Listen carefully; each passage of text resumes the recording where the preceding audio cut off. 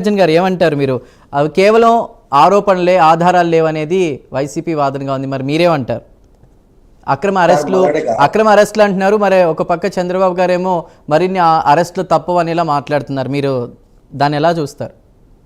Sir, మొదటగా మహానాడు జరుపుకుంటున్న Telugu Desam party సోదరులకి అభినందనలు తెలుపుతున్నాను సార్.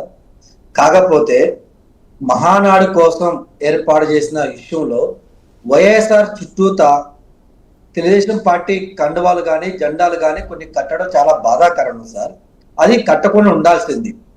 ఎందుకంటే వైసీపీ వాళ్ళు ఏదో నాడు ఎన్టీ రామారావు గారి దగ్గర కట్టారని చెప్పి మీరు కట్టడం అది కరెక్ట్ కాదు. అది పనికిమాల పార్టీ అని అందరికీ తెలుసు.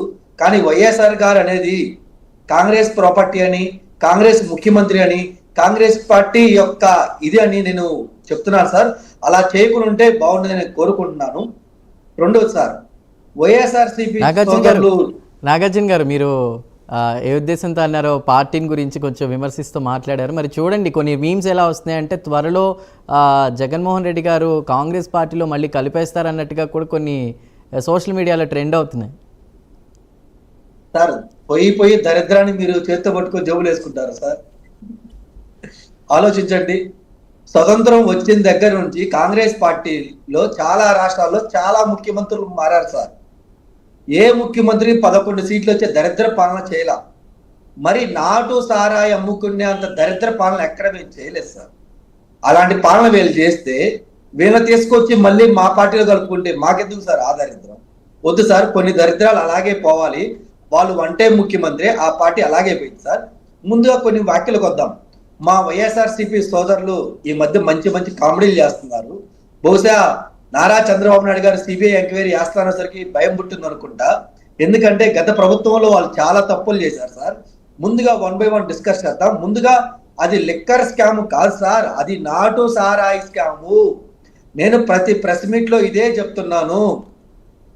ప్రభుత్వాలు గుడులు నడపడం చూసిను, బడులు నడపడం చూసిను, ప్రభుత్వ వైద్యాలు నడపడం చూసినాం సార్. నాటు సారాయి వ్యాపారం చేసిన మొదటి ప్రభుత్వాన్ని నేను మొన్న గత 5 ఏళ్ళలో మాత్రమే చూశాను. అందుకే నేను స్ట్రాంగ్ గా చెప్తున్నాను, అది లిక్కర్ స్కామ్ కాదు, నాటు సారాయి స్కాము. స్టైలిష్ గా ఉండడానికి మనం ఏదో లిక్కర్ స్కామ్ అంటుంది తప్పించి అది నాటు సారాయి స్కామ్ సార్, మొదటిది. రెండోది, మొదటగా ఇందాక కసిరెడ్డి గురించి మాట్లాడారు. కసిరెడ్డి గారు ఏంది, కాసేమో తెలుగుదేశం పార్టీ సోదరులు, తెలుగుదేశం పార్టీకి సంబంధించిన వాళ్ళు అంటారు, కాసేపు ఏమో మాకేం సంబంధం లేదంటారు. ఫస్ట్ కసిరెడ్డి విషయంలో వీళ్ళ స్టాండ్ వీళ్ళకేందో అర్థం కాదు సార్. నిన్నగాక మొన్న వీళ్ళ ముఖ్యమంత్రులు కానీ మంత్రులు కానీ, మాజీ ముఖ్యమంత్రి కానీ మాజీ మంత్రులు కానీ ప్రెస్ మీట్ పెట్టినప్పుడు కేసిరెడ్డి ఎవరైతే ఉన్నారో, కేసినేని సిన్ని గారి పార్ట్నరు, అనుచరుడు, అతను తెలుగుదేశం పార్టీ యొక్క ఇది, దానికి మాకు సంబంధం ఏందని కాసేపు మాట్లాడతారు. మరి కాసేపు లిక్కర్ స్కామ్ జరగలేదని మాట్లాడతారు. కాసేపు నిన్నగాక మొన్న ముఖ్యమంత్రి గారు ప్రెస్ మీట్ పెట్టి ఏమంటున్నారంటే అసలు సీఎంఓ ఆఫీస్కి ఏం సంబంధం, సీఎంఓలో ఆఫీస్లో ఉన్న ఎంప్లాయీస్ ఎందుకు అరెస్ట్ చేశారు, వాళ్ళేమో సిగ్నేచర్లు పెట్టారా, ఏమన్నా చేశారా, వాళ్ళకేం సంబంధం అని తెలివిగా మాట్లాడుతున్నారు. అంటే స్కామ్ జరిగింది కానీ ఆ స్కామ్ కి ఆయనకి సంబంధం లేదని చెప్తున్నారు. అంతేకాకుండా అంతకుముందు ఏం చెప్పాడు సార్, అసలు స్కామే జరగలేదు, మేము శుద్ధపూసలం, మేము ఎటువంటి అక్రమాలు అవినీతి జరపలేదని చెప్తున్నారు. ఎందుకంటే ప్రభుత్వమే లిక్కర్ షాపులు నడిపితే ఇంకా ఎవరిస్తారు లంచాలని అడుగుతున్నారు. వీళ్ళు ఎంత దుర్మార్గులు అంటే సార్, ఇంటెంట్ పెట్టేది ప్రభుత్వ పెద్దలే. జనరల్ గా ఇంటెంట్ సార్, ఏ లిక్కర్ వైన్ షాపులు కానీ లిక్కర్ షాప్ కానీ ఆటోమేటిక్ ఇంటెంట్ పెడితే ఆటోమేటిక్ గా అవి ఆ బిస్లరీలకు వెళ్తాయి. కానీ వీళ్ళు వచ్చిన తర్వాత ఆ ఆటోమేటిక్ సిస్టమ్ తీసేసి మాన్యువల్ గా పెట్టారు సార్. అంటే ఎవరైనా ఇంటెంట్ ఆ లిక్కర్ సంబంధించిన షాపులు ఏదైతే గ్రామాల్లో కానీ మండలాల్లో కానీ టౌన్ లో ఉన్న లిక్కర్ షాపులు ఏమైనా ఇంటెంట్ ఇస్తే అవి ఒక పేపర్ మీద రాసి కొని ఫోన్ చేసి చెప్పేవాళ్ళు సార్. మరి ఎందుకు పెట్టారు దాని మీద కూడా మాట్లాడు సార్. ఇంకోటి పెద్దలు చెప్తున్నారు, ఇంతకుముందు చాలా మంది ప్రెస్ మీట్ లో కూడా నేను విన్నాను సార్, సంక్షేమం విషయంలో జగన్మోహన్ రెడ్డి గారు చాలా ట్రాన్స్పరెంట్ గా అమౌంట్ మేము అకౌంట్లకు వేసినామని చెప్పడం జరిగింది. మరి లిక్కర్ విషయంలో అంతే ట్రాన్స్పరెంట్ గా మీరు గూగుల్ పే, ఫోన్ పే ఎందుకు వాడలేదు? ఎందుకు ట్రాన్స్పరెన్సీ ఇది కాలేదు మీకు? అంటే మీకొచ్చే డబ్బులు జనాలకి కనపడకూడదు, ఎవరికి ఎంత మెక్కుతున్నారో తెలియకూడదు, అందుకని మీరు పెట్టారని చెప్పి జనాలకు కూడా అర్థమైంది సార్. ఇంకపోతే మీరు వైసీపీ ప్రభుత్వం, వైసీపీ పార్టీ ఇంక ఉండదనుకుంటున్నారా సార్? మాకైతే నమ్మకం లేదు సార్. ఎందుకంటే ఇంత దరిద్ర పాలన మనం చూసాం సార్. నేను ఒక చిన్న లాజిక్ చెప్తాను సార్, మీరు జాగ్రత్తగా వినాలి. పోయిన ఎలక్షన్లో సర్వే ఏం చెప్పిందంటే సార్, వైసీపీకి 40% ఓటు బ్యాంక్ వచ్చింది, టీడీపీకి 40%. జనరల్గా చెప్తున్నా సార్, ఉన్న 100% ఓటు బ్యాంకులో టీడీపీకి 40% ఓటు బ్యాంక్ ఉంటే, వైసీపీకి 40% ఓటు బ్యాంక్ ఉంటే, మిగిలిన 20%లో జనసేనకు ఒక 10% ఉంటే, మిగిలిన 10%లో బీజేపీకి ఒక 2%, కాంగ్రెస్కి ఒక 2%, మిగిలిన 6% ఏదైతే ఉందో వాళ్ళు న్యూట్రల్స్ ఉంటారు సార్. ఈ న్యూట్రల్స్ అవసరమైతే పాలుకైనా ఓటేస్తారు తప్పించి జగన్మోహన్ రెడ్డి గారికి ఏవియరు. Point number 1. Point number 2, Jaganmohan Reddy గారిని ప్రజలు చాలా దగ్గరుండి చూశారు, నాయకులు చాలా దగ్గరుండి చూశారు. ఇంతకు ముందు కాంగ్రెస్ కి మంచి ఫేస్ లేదు కాబట్టి మేము లేకపోయాం, బౌన్స్ బ్యాక్ కాలేకపోయాం.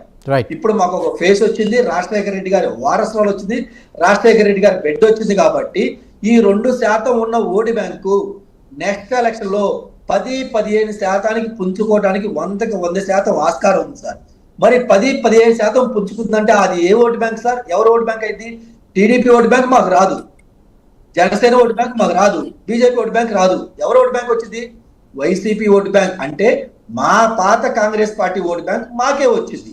అంటే వాళ్ళకున్న 40% అది 20% పోతే మాకు 20% వచ్చింది. ఆ నెక్స్ట్ ఎలక్షన్ లో ఆ 20% పెరిగే అవకాశం ఉంది. ఈ లోపు సెంటర్ లో ఒక్కసారన్నా కాంగ్రెస్ ప్రభుత్వం రాదా?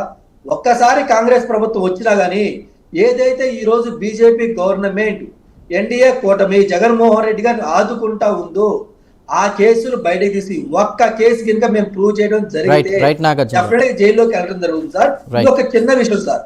సో ఉంటుంది వైసీపీ కేలు కదా దుకాణం పోతే మీకు అర్థమై ఉంటుంది. ఇంకొక చిన్న లాజిక్ సార్, ఇందాక పెద్దలు చెప్తున్నారు తెలుగుదేశం పార్టీ వచ్చి సంవత్సరం అవుతుందిగా ఎందుకు ఒక్క కేసు కూడా ప్రూవ్ చేయలేదు అంటున్నారు. సోదరులు మంచి క్వశ్చన్ అడిగారు కాబట్టి తెలుగుదేశం పార్టీ సోదరులు లేరు కాబట్టి నేను ఒక క్వశ్చన్ అడుగుతున్నా వైసీపీ వాళ్ళని. మరి గత 5 ఏళ్ళు మీరు అధికారంలో ఉన్నారు కదా, కోడి కత్తి కేసు తేవడానికి మీకు 5 సంవత్సరాలు సరిపోలేదా? బాబాయ్ హత్య కేసు చేర్చడానికి మీకు 5 సంవత్సరాలు సరిపోలేదా?